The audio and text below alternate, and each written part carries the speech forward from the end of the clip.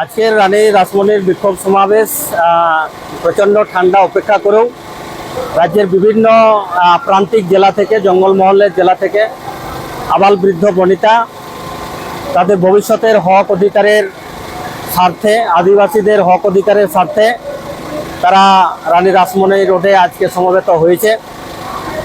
12টি দাবি নিয়ে, আদিবাসীদের দীর্ঘদিনের দাবি, সেই 12টি দাবি নিয়ে আজকে রানী রাসমণি রোডে ইউনাইটেড ফোরাম অফ অল আদিবাসী অর্গানাইজেশনের পক্ষ থেকে বিক্ষোভ কর্মসূচি গ্রহণ করা হয়েছে। আমাদের সেই 12টি দাবি নিয়ে রাজ্যপালের তথা গভর্নরের অফিসে একটা টিম গেছিল, সেখানে সাক্ষাৎ করেছে।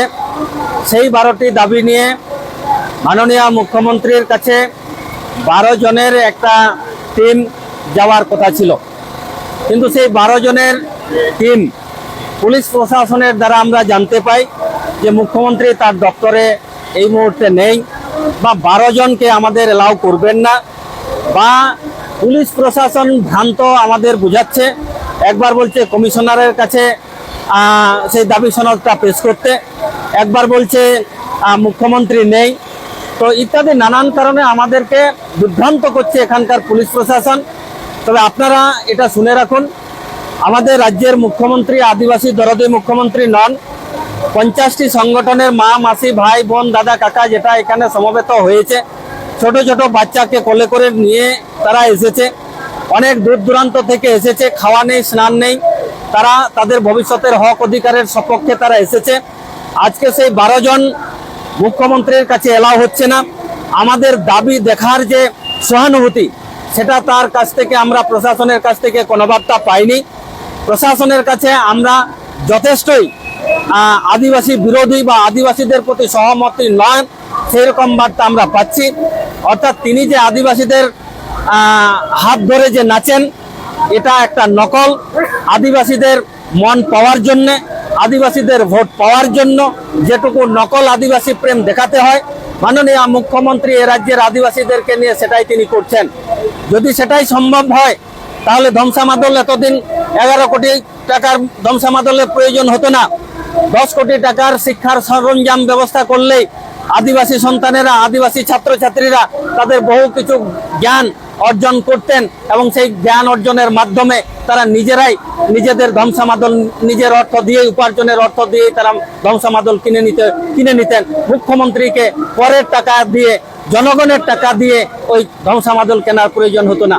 অতএব আজকে আমরা এই রানী রাসমণি রোডের কাছ থেকে আপনাদেরকে এই বার্তা দিতে চাইছি যে রাজ্যের মুখ্যমন্ত্রী 50টি সংগঠনের যে মাত্র 12 জন নেতৃত্ব, সেই 12 জন নেতৃত্বকে এলাও করেনি, বা 12 জন নেতৃত্বের সাক্ষাৎকারের পারমিশন আমাদের দেওয়া হয়নি। ফলে আমরা এটা বলতেই পারি যে এ রাজ্যের মুখ্যমন্ত্রী আদিবাসী দরদি নন।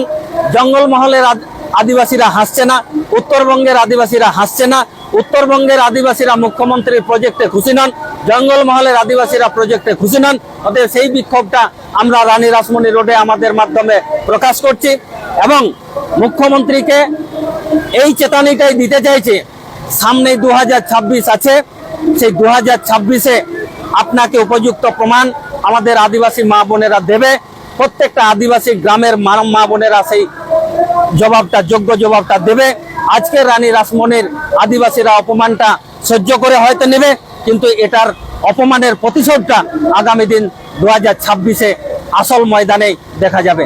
প্রত্যেককে ইউনাইটেড ফোরাম অফ অল আদিবাসী অর্গানাইজেশনের পক্ষ থেকে যে কলকাতা রানী রাসমণি রোডে বিক্ষোভ সমাবেশ করা হয়েছে, এটা মূলত মুখ্যমন্ত্রীর সাথে দেখা এবং রাজ্যপালের সাথে দেখা করার জন্য আমাদের চিরবঞ্চিত, নির্যাতিত, বঞ্চনার বিরুদ্ধে আমাদের যে বেশ কিছু ডিমান্ড, অর্থাৎ আমাদের যে দাবিপত্র, সেগুলো মুখ্যমন্ত্রীর সাথে দেখা করে সলিউশন ব্যবস্থা করার জন্য চেষ্টা করছিলাম।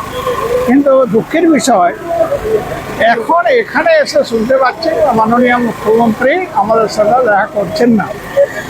আমরা বিকল্প হিসেবে এটাও বলেছি যে কমপক্ষে অন্তত চিফ সেক্রেটারির সাথে যেন দেখা হয়, কিন্তু এখনো পর্যন্ত সেটা টালবাহানা চলছে।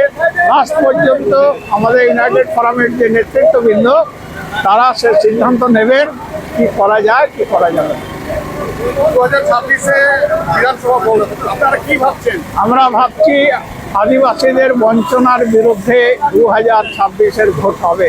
মুখ্যমন্ত্রী আমাদের সাথে দেখা করলেন না। আমাদের কাছে ভাষা ভাষা একটা খবর ছিল যে মানে মুখ্যমন্ত্রী আদিবাসীদের সঙ্গে দেখা করবেন না, কারণ আদিবাসীদেরকে বিভিন্ন ধরনের বঞ্চনা এবং শোষণের মাধ্যমেই উনি এগিয়ে চলেছেন এবং ওনার যেটা প্রচার এইগুলো কিন্তু আদিবাসী উন্নয়নের যে দপ্তর সেখান থেকে টাকা খরচা করে ওই মুখ্যমন্ত্রী এবং ওনার সরকার কিন্তু বিভিন্ন সময় প্রচার করছেন। ওটা জঙ্গলমহল উৎসব বলুন, জয় জোহার বলুন, বা আপনাদের এই ক্ষত্রিয় কর্মী যারা কারাম পুজো বা উৎসব করছে তাদেরকে বিলানোর মাধ্যমে বলুন, ধামসা মাদলের নাম করে 11 কোটি টাকার বিষয় বলুন, যাই বলুন না কেন এই বিষয়গুলো চলছে। তো এটা অত্যন্ত দুঃখজনক। আমরা যেটা চিন্তা করছিলাম যে যেটা হবে সেটা বাস্তবে আমরা দেখছি যে মুখ্যমন্ত্রীর আদিবাসীদের সঙ্গে দেখা করার সময় নেই। মুখ্যমন্ত্রী বাদ দিয়ে চিফ সেক্রেটারিকেও দেখা করতে পারতেন, আপনারা গেলেন না কেন? মুখ্যমন্ত্রী বাদ দিয়ে প্রথমত যে সমস্ত অফিসিয়ালরা ছিলেন ওনারা কখনোই চিফ সেক্রেটারিয়েটের কথা বলেননি যে দেখা করবেন। ওনারা বলছেন চলুন ওইখানে আমাদের একটা অফিস আছে, সেইখানে কোনো এক অধস্তন কর্মচারী আছে ওনাকে দিয়ে দেবেন, তো ইত্যাদি ইত্যাদি ওনারা বারবার বলছিলেন। আমাদের পক্ষ থেকে এটাই দাবি ছিল যে আমরা যেহেতু মুখ্যমন্ত্রী নবান্নকে উদ্দেশ্য করে আমরা চিঠি করেছিলাম, তাহলে উনি নেই, ওনার চেয়ারে নেবেন, প্রিন্সিপাল সেক্রেটারি নেবেন। এই বিষয়টা নিয়েও প্রায় দীর্ঘ 40 মিনিট ধরে কিন্তু মানে দড়ি টানাটানি হওয়ার পরে তারপরে ওনারা বলছেন যে না, কি একজন আপনারা গিয়ে দেখা করে আপনারা মেমোরেন্ডাম দেবেন। কিন্তু এইভাবে তো মেমোরেন্ডাম বা এইভাবে তো গণ ডেপুটেশন হয় না। আদিবাসীরা দেখা করবে, এটাতে আধিকারিকদের কিসের এত ভয়, কেন এত অনীহা, কেন এত উচ্চতা ছিল, এটা আমাদের বোধগম্য নয়। 2026 সালে ভোট আছে, সেখানে আপনারা কি চিন্তা ভাবনা করছেন? আজকে বঞ্চনা কি সেখানে ফুটে উঠবে?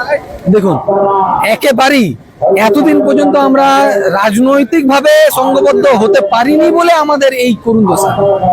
এখন এটার হাই টাইম, এটা একদম হাই টাইম যে আদিবাসীদের সংঘবদ্ধ হয়ে আদিবাসীদের জন্য যে অধিকার বা যে দাবি সেইগুলোকে নিয়ে লড়াই করা দরকারে।